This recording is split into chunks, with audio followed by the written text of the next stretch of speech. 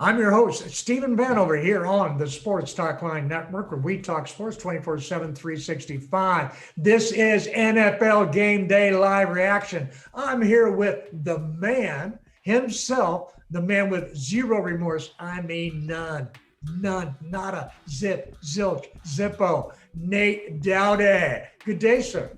Vaughn, it's good to see you, Lord, on this Sunday.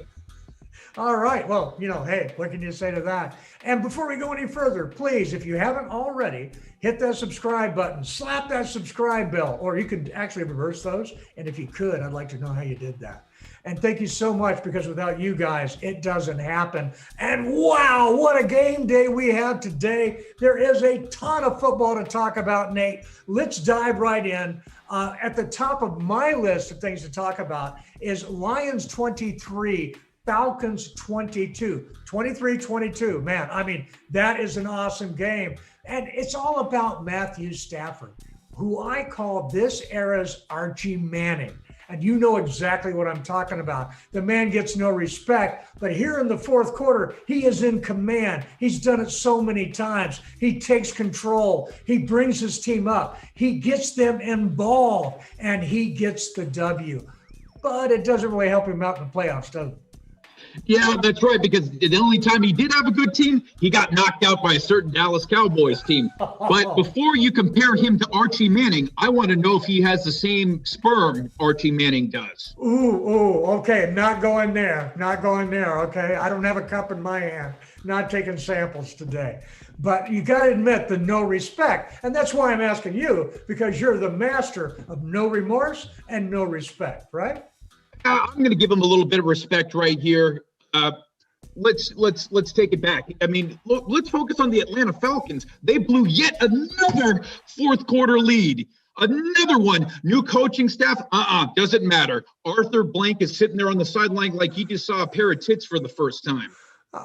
What is the record for blowing fourth quarter leads, and who is in second place after the Falcons?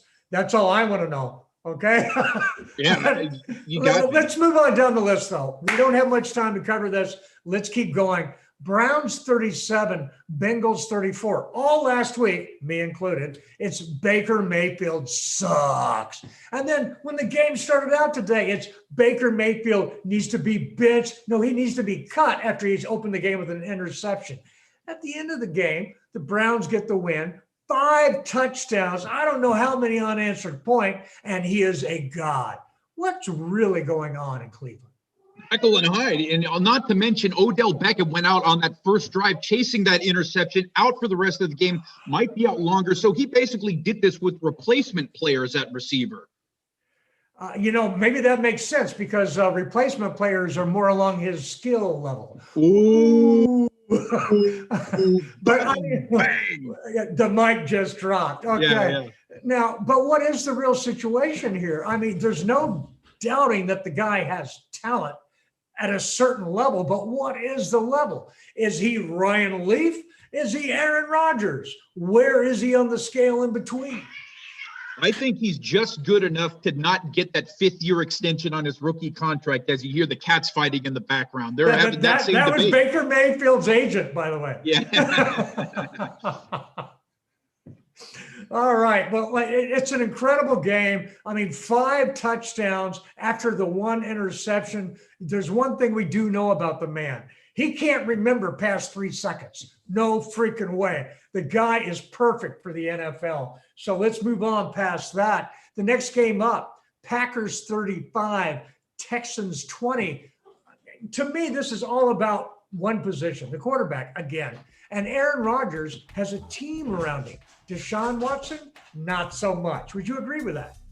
Yeah, and also the same account, they had their star running back, Aaron Jones, out for this game, and they took a lot of shit, including from me, for their second-round running back they drafted this year, and he came to play. Big game for him. Texans 1-6. Don't run for politics, man. Do not engineer a term in politics because you just took responsibility for a mistake. We don't do that in America. No. No, I'm European. All right. Next matchup, Panthers 24, Saints 27. My take on this is Was anybody really surprised about this outcome? I've got to be honest with you. I thought the Saints are just that much more of a talented team.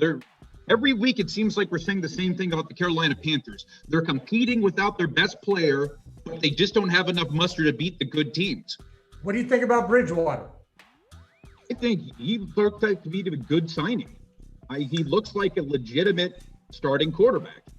Well, he's definitely doing better than Cam Newton, and we'll talk about that in a little bit. But right now, let's talk about Bills 18, Jets 10. And what I get from this game, for the second week in a row, I'm seeing the Bills. I'm convinced they are not the replacement for the Patriots in the East, are they? Well, they might just be good enough. Because the way the Patriots are playing right now, I mean, they're not ready to threaten anybody. They may win, but they're not the replacement. Oh, no. Well, who's going to replace a team that was in the playoffs 18 of the last 19 seasons? The Steelers might, and we'll get to that in a moment. Let's get to it right now. I call it Steelers 27, Titans 24, the game of the day, because these two teams belong in the playoffs. It was incredible. I loved everything about it. Big Ben wasn't Big Ben today. He actually kind of sucked, but he played good when he had to. Henry was pretty much pinched in. To me, the difference in the game is Henry got 78 yards on 20 carries, and his counterpart, Connor, got 80-something yards on 20 carries. That's the difference in the game. Yeah, and it was a tale of two halves because Pittsburgh went on them really, really early. Tennessee had the gall to come back in this game and came back with a lot of fire. And then it comes down to a kicker who shanks it. Gostowski, his head is still in New England, and he goes and shanks that wide left. Or it was a wide right. Just a bit outside, okay? Just a bit outside. It was an incredible football game. Two teams that I think are going to be meeting in the AFC Championship. Yes, no? Yeah, I mean, the Steelers are the only undefeated team left in the AFC right now. And they deserve it. Yeah. They deserve it. But I tell you what, Tennessee's right there with them, aren't they? Yeah, this is going to be another game, and they have yet to play Baltimore, so that's going to be the matchup everyone's going to be waiting for in that division. Okay, now we're after talking about that game, and everybody who really enjoys football, if you've seen that game, you have a really good feeling right now. It's like, wow, NFL, this is football. We also had the Dallas Cowboys playing the Washington football team. That was not good football. No, it certainly was, and particularly on Dallas, it's more of the same. You get turnovers, drop passes, undisciplined play, poor coaching. So that's just the weekly basis. We run the gauntlet. You checked all the boxes to be the worst team in the NFL, and I think the Dallas Cowboys are solidly in the Trevor Lawrence sweepstakes, yes? Yeah, I mean, you got to ask yourself, who would win in a game with Sam Darnold starting at quarterback? I'm not convinced they beat the Jets. Oh, no way. Because as I said before the game, people keep talking about, oh, wow, the Dallas Cowboys, #1 offense in the NFL. No, they're not. Dak Prescott was the #1 offense in the NFL, not the Dallas Cowboys. And if you don't believe me, you just watch that shit show that happened today. And I put out a tweet of agent just flipping money out. Dak Prescott's agent just smiling, going, yeah, baby, keep rolling that O out there. Keep rolling that O out there. Yeah, that's got to be the best unemployment that you could possibly get. Dak Prescott's sitting there in a cane right now, just cashing checks. Oh, man. He's getting loans for money he doesn't have yet because they know he's going to get it. Yeah. All right. Fantastic way to be. I mean, yeah, he's Tony Romo on steroids. Tony Romo covered up the Dallas Cowboys' weaknesses for years until the playoffs when all weaknesses become uncovered. And then, of course, Dak Prescott was doing the same for this squad. I mean, just putting up insane numbers despite the offensive line. So, that is what it is. The next game that we go on to is the Chiefs-Broncos game. And, dude, my goodness, what can you say about that? First of all, the Broncos, man, have they come back in a hurry? I'm very proud of them. But the Chiefs are getting scoring from every phase of the game. Special teams, boom. Here you go. How about a touchdown? Not even a turnover. I'll just score for you. Patrick Mahomes needs any help in the scoring department. So, I mean, the Chiefs, they're looking really good, aren't they? Yeah, I mean, like Patrick Mahomes needs any more help, but he's getting it from all three facets of the game. I mean, they're impossible to beat when that happens. Yeah, that's and an entertaining football game, almost the game of the day, but not quite. And that game actually is still being played, I believe. But it's over. Trust me. Trust me. All right. Next up is 49ers Patriots. All right. 49ers are not that good. The Patriots are that bad. Cam Newton, 3 interceptions, 0 touchdowns, all sorts of bad play. He had a horrible case of I got to do it all on my own today. Yeah, and it's interesting because the Patriots were ready to go into the season with Jarrett Stidham at quarterback before June. So they have a quarterback controversy going on right now, a legit one. Yeah, because when Cam Newton plays smart football, he's deadly, which you saw earlier in the season. Then he had the COVID thing. He comes back. The pressure is on. And when the pressure is really on, Cam Newton seems to fold. Yeah, he doesn't have the same drive on the football he once did. You're talking about a guy with rocket fuel for an arm, and basically he doesn't have quite the same thing through that same used to have rocket fuel for an arm. Yeah, I think you're right. There is a legitimate QB controversy there. And of course, everybody wants to go like, oh, well, that proves Brady was the reason. Okay, look, a QB needs a coach and a coach needs a QB. Right now, the Patriots are in search of a QB. Tampa Bay has both right now. They have a Super Bowl winning coach and a QB. What is the problem with understanding that? Absolutely. And I'll put my hand up. I'm going to take responsibility since we're getting near the election period here. I take responsibility for doubting the Tampa Bay Buccaneers. I admit it. I was wrong. They're for real. All right. Well, speaking of the Tampa Bay Buccaneers, Bucks versus Raiders. And that's live now in the fourth quarter, which means the Raiders could come back and win it. Not after. Well, check this out. This is the same matchup they had for the Tuck Rule game. John Gruden was coaching the Raiders, Tom Brady at quarterback. So a little blast from the past.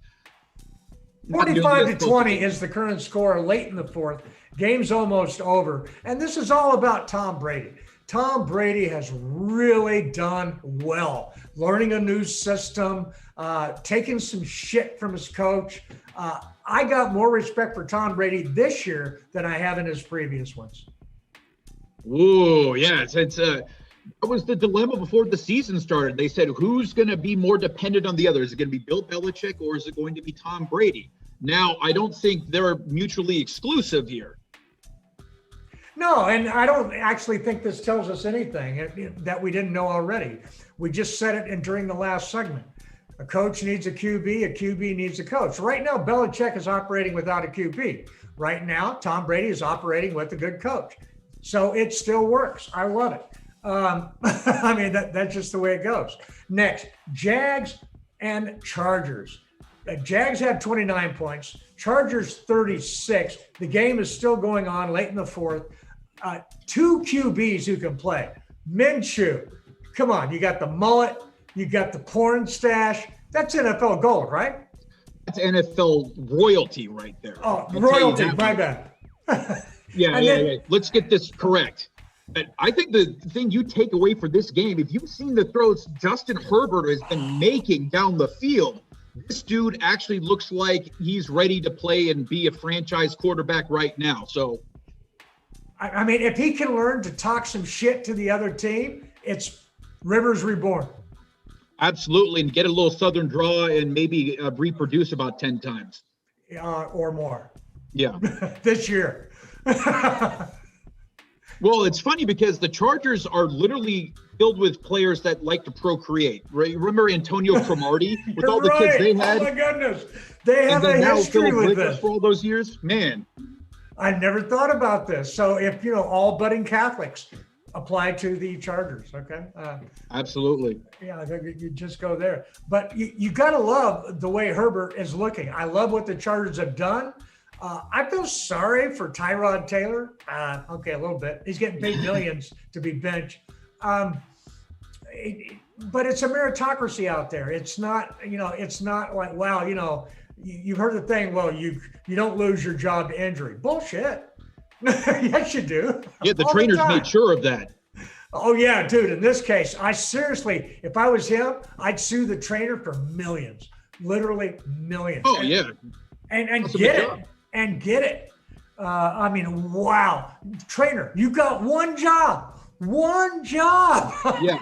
And he went wide right. You're like the snapper you're like the long snapper who fucks it up. Okay. You got one thing. Okay. And that is how it is. 49ers 33, Patriots 6. We talked about that. 37-16 on the Broncos. Coming up tonight is the Seahawks versus the Cardinals. Who's going to win that, man? I really anytime by the way, this is the first time Arizona has played back-to-back primetime games in some time. So congrats to them in that case. It's the first time they deserved it in a long time. Okay. Yeah. I mean, that's very true. We do remember the litany of USC QBs that they tried to start, shovel off on us, right? Okay. It just wasn't working. But it's interesting. I can't bet against Russell Wilson. Somehow, some way, he pulls it out in the end. He's going to make it dramatic somehow. That's the way the Seahawks do things. So I got the Seahawks in this game. And I'm with you on that. Whenever I think about Russell Wilson, my mind always goes back to the game against the Patriots, Super Bowl, game on the line, ball on the goal line, and they decided to put the ball in Russell Wilson's hand instead of the best running back in the NFL, and did not get that Super Bowl win. And I think Russell Wilson takes a load of crap for that. He did not make that play call. No. And when this gets rebranded and everything, people forget Malcolm Butler made a play of his entire career.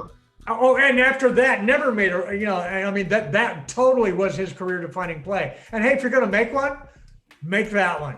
Nothing but props to Malcolm Butler. But yeah, man, I mean, I understand wanting to put the ball in Russell Wilson's hand. If you didn't understand it then, understand it now. Now, was it the right call? No, it was a boneheaded call. But Russell Wilson didn't make it. Absolutely. I mean, he made the read that was called. There it is. All right. Well, look, that's all we got now. And if you haven't done it already, please down below, hit that subscribe button, slap that notify bell, give us a retweet on Twitter. Be sure and paste us on Facebook, TikTok. We want to hear from you. TikTok. You know we do. Are you going to sign us off there, mate, or am I going to have to ask you? Well, if you have the privilege of listening to us, Stephen Vanover would like to say one thing to you. Listen like you play with intensity. There.